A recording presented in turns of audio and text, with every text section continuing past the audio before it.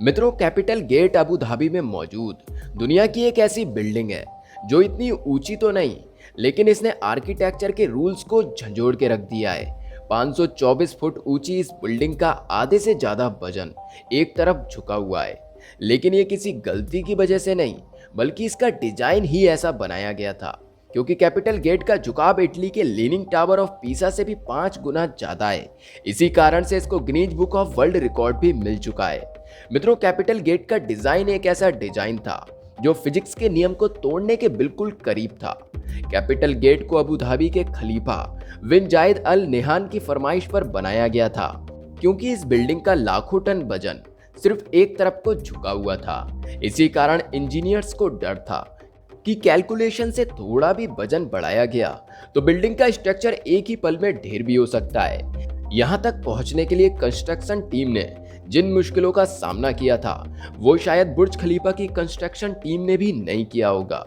मित्रों, सबसे ज्यादा इंजीनियर्स को दिक्कत तब हुई जब पूरी बिल्डिंग तैयार होने के बाद अबू धाबी के खलीफा की तरफ से एक फरमाइश आई, जिसमें उनका कहना था कि उनको इस बिल्डिंग के टॉप पर एक हेलीपैड भी चाहिए।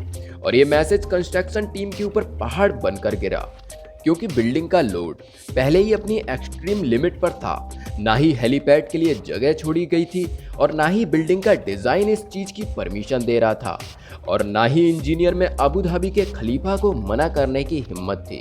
तो अब सिर्फ एक ही विकल्प बचा था, और वो था किसी भी सूरत में हेलीपैड को पॉसिबल करना।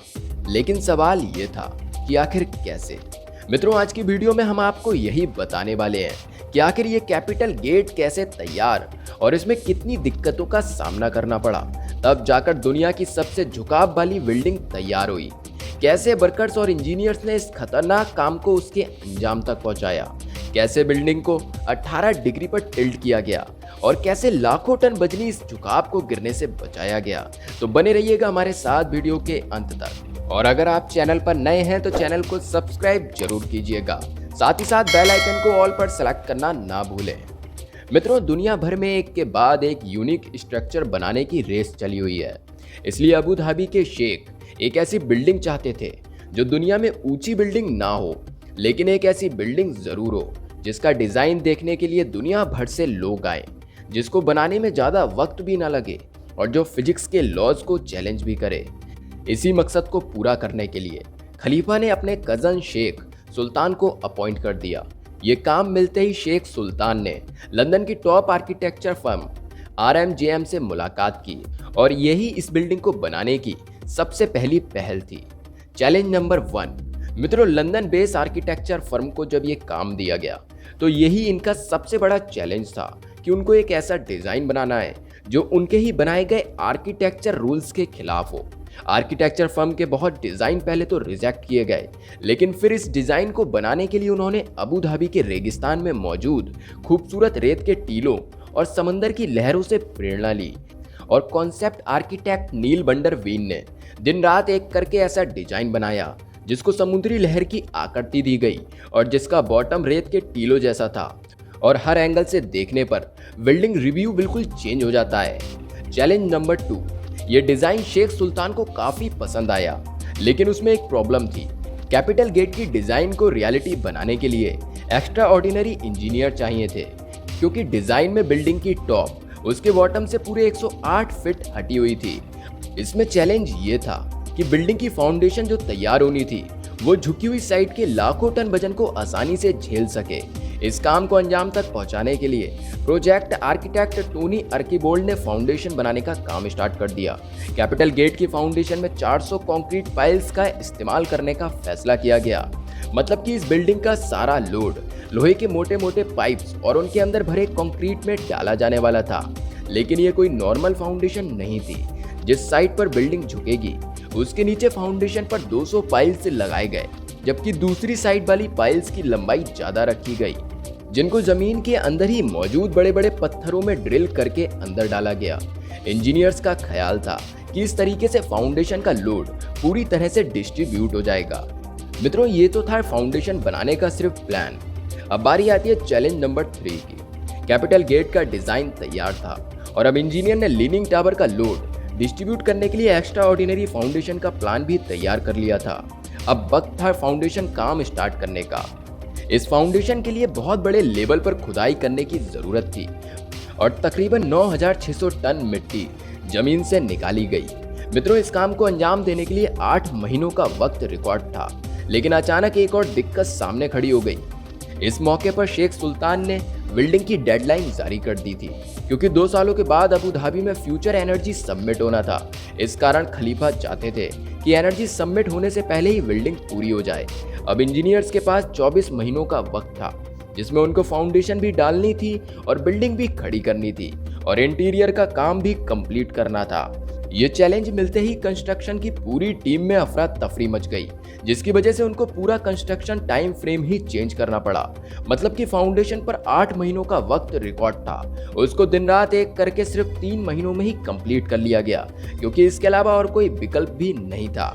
अब बारी आती है चैलेंज नंबर 4 की। मित्रों, जैसे ही फाउंडेशन पूरी तरह से सूख गई, कंस्ट्रक्शन टीम एक बार फिर से मैदान में उतर आए और अब इनका चैलेंज था टावर की कंस्ट्रक्शन शुरू करना। लेकिन यहाँ उनको एक चैलेंज का सामना करना पड़ा। नॉर्मल स्काई स्क्रैपर एक सॉलिड कोर के गिर्द बने होते हैं जो बिल्कुल सीधा ऊपर तक जाता है, लेकिन कैपिटल गेट के केस में अगर ऐसा ही कोर बनाया गया तो झुकाव की वजह से कोर एक साइड से मुड़ भी सकता है, जिसके बहुत खतरनाक अंजाम भी हो सकते हैं। इस समस्या से निपटने के लिए एक प्लान तैयार किया गया कि कैपिटल गेट का कोर सीधा नहीं बल्कि कर्व बनाया गया और कोर बनने के बाद बिल्डिंग का बाकी हिस्सा इसके इर्द गिर्द फिट किया जाएगा। Challenge number 5। मित्रों, इस खास किस्म के कोर बनाने के लिए 2 करोड़ 15 लाख किलोग्राम का स्टील और 3 करोड़ 60 लाख केजी का सीमेंट कंक्रीट इस्तेमाल होना था। लेकिन अब एक और समस्या सामने आ गई। वो थी अबू धाबी की कड़कती गर्मी, जिसमें दिन के समय पर पारा 50 डिग्री सेंटीग्रेड तक पहुंच जाता है।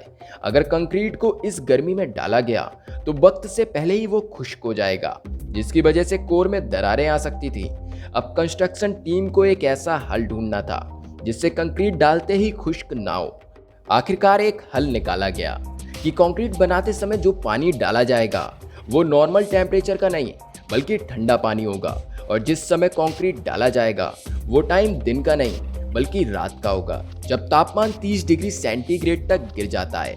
मित्रों, इस काम को अंजाम देने के लिए आइस फैक्ट्री से बर्फ मंगाई जाती, जिसको पिघलाकर ठंडे पानी के तौर पे सीमेंट और पत्थरों के साथ मिलाकर कंक्रीट मिक्सर बनाया जाता था। लगभग 150 रातें यानी कि 5 महीने लगाकर कैपिटल गेट का कर्व कोर तैयार कर लिया गया था। Challenge number 6। मित्रों, अबू धाबी के सेंटर में वर्ल्ड क्लास स्ट्रक्चर बनाया जा रहा था, जिसका आधे से ज्यादा काम पूरा हो चुका था, लेकिन असली चैलेंज तो अभी बाकी था। जी हाँ मित्रों, कंस्ट्रक्शन टीम ने कोर को तो थोड़ा कर्व शेप दे दिया था, मगर अब बारी थी बिल्डिंग के झुकाव की, जिसके लिए डायाग्रिड टेक्नोलॉजी का इस्तेमाल होना था, जिसमें लोहे से बना फ्रेम छोटे छोटे हिस्सों में कोर के गिर्द लगाकर बिल्डिंग को झुकाया जाना था। टोटल 720 लोहे के बड़े बड़े फ्रेम्स बनने थे, लेकिन बिल्डिंग के आकार के कारण हर फ्रेम को अलग से डिजाइन करना था। यानी कुल 720 लोहे के फ्रेम्स और हर एक फ्रेम का वजन 16,000 किलोग्राम और हर एक फ्रेम का आकार एक दूसरे से अलग होगा। मित्रों, इस काम को अंजाम देने के लिए शारजाह की एक स्टील मैन्युफैक्चरिंग कंपनी को काम दिया गया। पूरे 720 फ्रेम कंप्लीट करने में इनको 5 महीने का समय लगा था। Challenge number 7। आखिरकार वर्कर्स की मेहनत के नतीजे सामने आ गए। कैपिटल गेट का डायाग्रेड भी पूरा हो गया और साथ ही साथ विंडो पैनल से लगने का काम भी चलता रहा। मित्रों, अब बिल्डिंग में सिर्फ छोटे मोटे काम ही रह गए थे, जो शेख सुल्तान को दी गई डेडलाइन से पहले ही पूरे हो जाने थे। लेकिन बिल्डिंग अब हैंडओवर के बिल्कुल करीबी थी कि अचानक अबू धाबी के खलीफा के ऑफिस से एक मैसेज आया, जिसमें उन्होंने कैपिटल गेट के टॉप पर एक हेलीपैड की फरमाइश की। ये मैसेज कंस्ट्रक्शन टीम के ऊपर पहाड़ बनकर गिरा, क्योंकि फाउंडेशन से लेकर डायाग्रिड तक सब कुछ कंप्लीट हो चुका था और कैपिटल गेट का सारा लोड पहले से ही कैलकुलेटेड था। यानी डिजाइन बनाते समय हेलीपैड और हेलीकॉप्टर का वजन शामिल नहीं था। ये समस्या कैपिटल गेट की कंस्ट्रक्शन के दौरान खड़ी होने वाली सबसे बड़ी समस्या थी। अब सारे काम रोककर एक बार फिर से सारी स्ट्रक्चर कैलकुलेशन दोबारा की गई।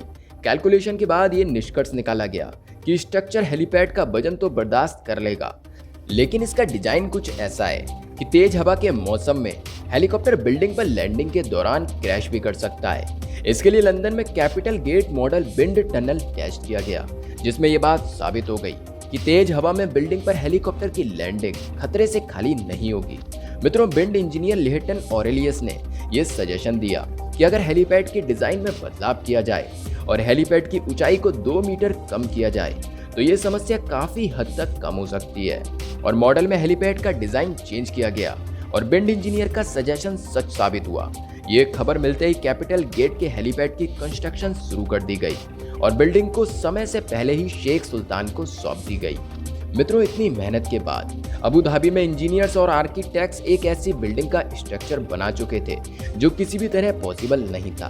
कंस्ट्रक्शन टीम और वर्कर को सैल्यूट है, जिन्होंने अपनी काबिलियत से दुनिया का सबसे ऊंचा लीनिंग टावर बनाया है। मित्रों, आशा करता हूं आज की वीडियो आपके लिए पसंद आई होगी, तो वीडियो को लाइक करना, शेयर करना और कमेंट करना ना भूलें। साथ ही साथ अपने इस चैनल की बाकी वीडियोस को भी जरूर देखें। चलिए मिलते हैं एक और नई वीडियो के साथ। जय हिंद।